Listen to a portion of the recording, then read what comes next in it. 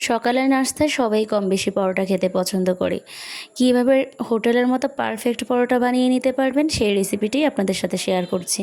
পরোটা বানিয়ে নেওয়ার পর কিছুক্ষণ পরেই খেতে রাবারের মতো লাগে, সফট থাকে না। কিন্তু আজকের রেসিপিতে যদি পরোটাটা বানিয়ে নেন তাহলে একদম নরম থাকবে আর খেতেও অনেক বেশি ভালো লাগবে আর লেয়ারে ভরপুর থাকবে।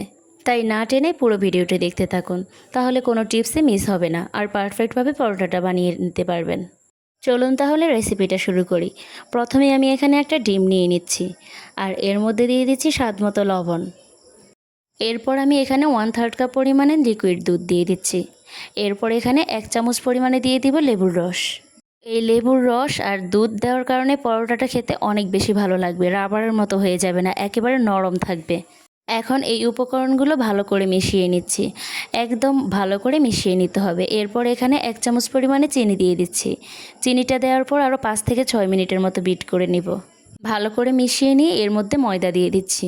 এখানে আমি প্রায় 2 কাপের মতো ময়দা ব্যবহার করব। প্রথমে 1 কাপ দিয়ে দিয়েছি আর দিয়ে দিচ্ছি 2 চামচ পরিমাণে সয়াবিন তেল। প্রথমে 1 কাপ ময়দা মিশিয়ে নিয়ে আমি আরও 1 কাপ পরিমাণে ময়দা ব্যবহার করছি। ময়দার পরিবর্তে চাইলে আপনারা এখানে আটাও ব্যবহার করতে পারবেন, তবে ময়দা দিয়ে পরোটাটা বেশ ভালো হয়। এখন সব কিছু ভালো করে মথে নিয়ে একটা সফট গোলা আকারে তৈরি করে নিব। কিছুক্ষণ মথে নেওয়ার পরে এখানে আমি আরও 1 টেবিল চামচ পরিমাণে তেল ব্যবহার করছি। তেলটা দিয়ে আরও 5 থেকে 7 মিনিটের মতো মথে নিতে হবে। ডোটা যেন একেবারে শক্ত না হয়ে যায়, আবার একদম যেন নরমও না হয়, পারফেক্টভাবে ডোটা বানিয়ে নিতে হবে। আমি এখানে একটা ডিম আর 1/3 কাপ পরিমাণ দুধের সাথে 2 কাপ পরিমাণে ময়দা ব্যবহার করেছি। ডোটা আমার বানিয়ে নেওয়া হয়ে গেছে। এখন 10 মিনিটের মতো রেস্টে রেখে দিব। 10 মিনিট পরে ডোটা আমি আরও কিছুক্ষণ মথে নিয়ে ছোট ছোট করে লেচি কেটে নিব। আজকের পরোটাগুলো আমি মিডিয়াম সাইজ করে বানিয়ে নিচ্ছি। আপনারা চাইলে ছোট কিংবা বড় করেও বানিয়ে নিতে পারবেন। আমার এই পরিমাণ ডো দিয়ে 5টা লেচি কেটে নেওয়া হয়ে গিয়েছে। আমি মিডিয়াম সাইজ করে হোটেলের মতো করে বানিয়ে নিচ্ছি। প্রথমে যে লেচিগুলো কেটে রেখেছিলাম এগুলো এখন নিয়ে গোল গোল করে রাখবো। সবগুলো যখন গোল করে নেওয়া হয়ে যাবে তখন একটা করে নিয়ে প্রথমে রুটি বেলে নিচ্ছি। প্রতিদিন আমরা যেমন করে রুটিগুলো বেলি ঠিক তেমনভাবেই বড় সাইজের করে রুটিগুলো প্রথমে বেলে নিতে হবে। রুটিটা বেলে নেওয়া হয়ে গেলে এর মধ্যে 1 চামচ পরিমাণে তেল আর ময়দা ছিটিয়ে দিয়ে পুরোটার মধ্যে ছড়িয়ে দিচ্ছি। ময়দাটা কিন্তু সব দিকে ছড়িয়ে দিতে হবে, এতে করে ভাঁজটা দিতে সুবিধা হবে। এরপরে আমি রুটিটা হাতে নিয়ে একটু টেনে বড় করে একদিক থেকে ভাঁজ দিয়ে নিয়ে আসব। এই ভাঁজটা খুবই সহজ, দেখেই হয়তো বুঝতে পেরেছেন আমি কিভাবে করে নিয়েছি। এখন আমি আরও একটা পরোটার ভাঁজ দেখিয়ে দিচ্ছি। আবারও 1 চামচ তেল আর ময়দা ছিটিয়ে দিচ্ছি। ময়দা চারদিকে ছড়িয়ে দেওয়া হয়ে গেলে এখন আমি ছুরি দিয়ে এক সাইডটা কেটে নিচ্ছি। কেটে নিয়ে এরপরে একদিক থেকে ভাঁজ করতে করতে শেষ দিক পর্যন্ত নিয়ে আসব। আপনারা একটু লক্ষ্য করলে দেখতে পারবেন আমি এই ভাঁজটা কিভাবে দিচ্ছি। আর তেল আর ময়দার মিশ্রণটা ভালো করে দিতে হবে, তাহলে খুব সহজে নেওয়া যাবে।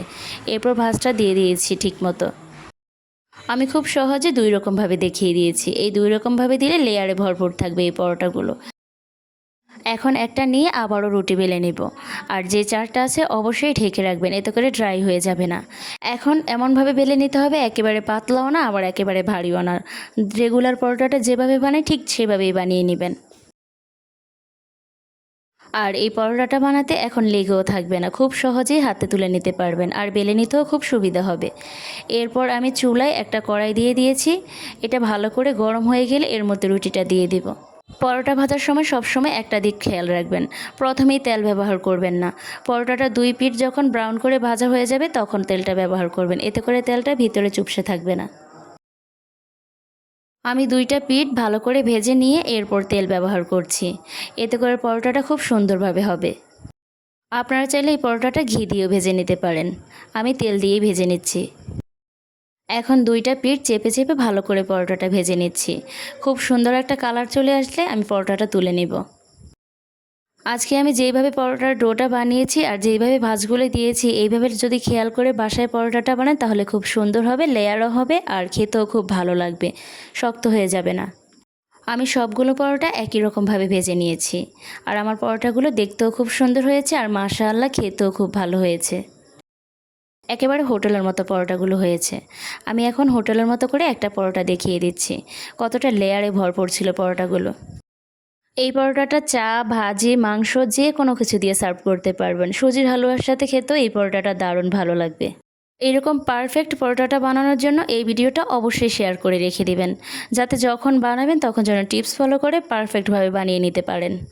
আমার আজকের রেসিপিটা যদি আপনাদের ভালো লেগে থাকে তাহলে প্লিজ একটা লাইক কমেন্ট করে দিবেন, আর চ্যানেল সাবস্ক্রাইব করে সাথেই থাকবেন। যারা ফেসবুক থেকে দেখছেন অবশ্যই পেজে ফলো দিয়ে রাখবেন। আল্লাহ হাফেজ।